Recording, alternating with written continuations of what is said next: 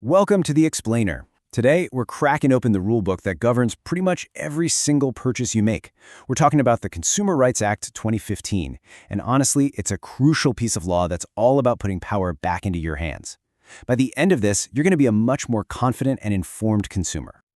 I mean, we've all been there, right? You buy a brand new kettle that just won't boil, or you download an app that keeps crashing, or you pay for a haircut that looks nothing like the picture you showed them. It's so frustrating, and it can feel like you have absolutely no power. Well, that feeling of powerlessness, that's exactly what we're here to change.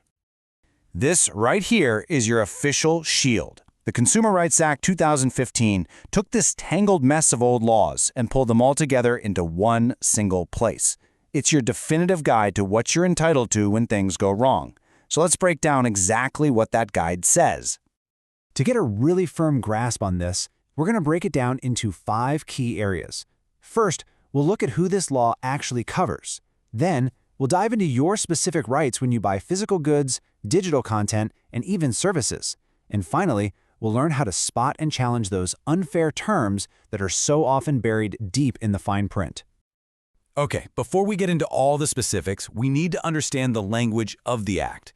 It all comes down to 2 key players in any transaction, and the law is very, very specific about who they are.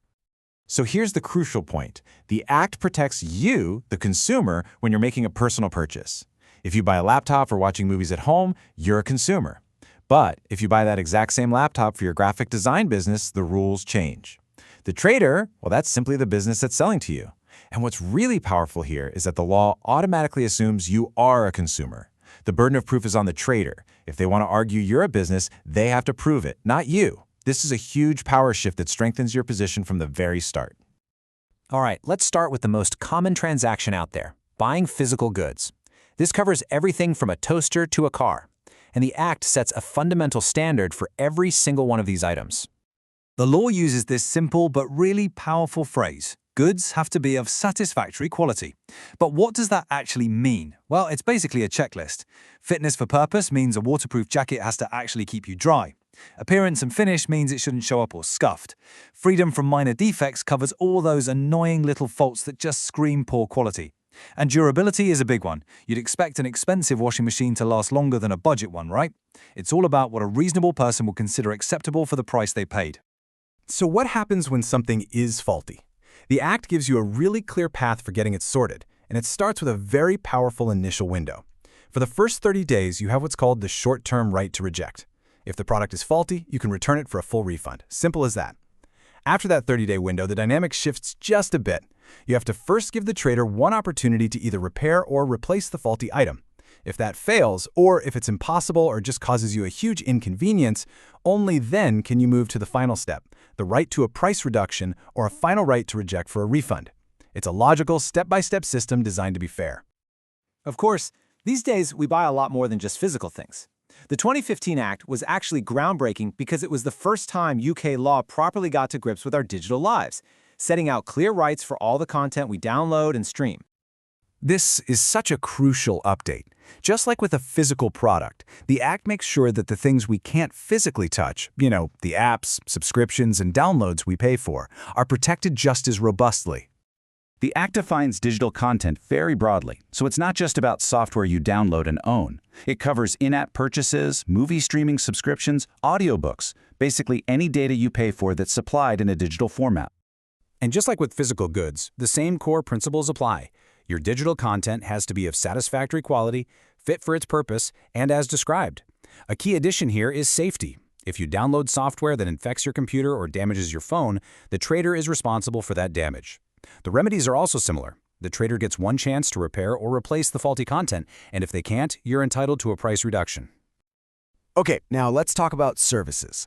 This part of the Act covers a massive range of activities, from hiring a plumber or a decorator to getting legal advice or even just your dry cleaning.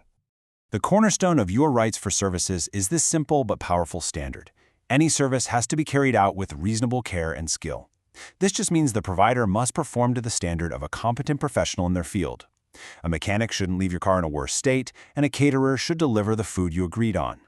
If they fail to meet this standard, you are entitled to have them redo the service properly at no extra cost or get a price reduction. Finally, we come to one of the most important protective layers of the Act. It's not just about the quality of what you buy, but also the fairness of the contract you agree to, whether you realize you're agreeing to it or not. Take a look at this example. It highlights exactly the kind of thing the Act targets. A clause that imposes a ridiculously high penalty on you for a minor slip-up is a classic red flag. I mean, imagine being charged 500 quid for being 1 day late on a 20-pound payment. The law says that's not just harsh, it's flat out unfair. And this is the brilliant part. An unfair term in a consumer contract is not legally binding. You don't have to comply with it. The Act gives you the power to challenge it and have it struck from the agreement. This is the core test for fairness. You just have to ask yourself, does this term create a significant imbalance? Does it tilt the scales heavily in favor of the trader, taking away your rights or placing an unfair burden on you? If the answer is yes, then it's likely an unfair term, and the law is on your side. So let's pull all this together. The key takeaway is that the Consumer Rights Act provides a powerful shield. Just remember these core principles. First, your rights apply across the board to physical goods, digital content, and services. Second, that standard of satisfactory quality is high, covering durability and finish, not just basic function. Third, you have a clear ladder of remedies, starting with that powerful 30-day right to a refund. And finally, you are protected from unfair terms hidden in the small print. You see, the Consumer Rights Act isn't just a legal document, it's a tool for empowerment. Knowing these rules changes your perspective from a passive buyer to an active, protected consumer. So the next time something isn't quite right, you'll know exactly where you stand.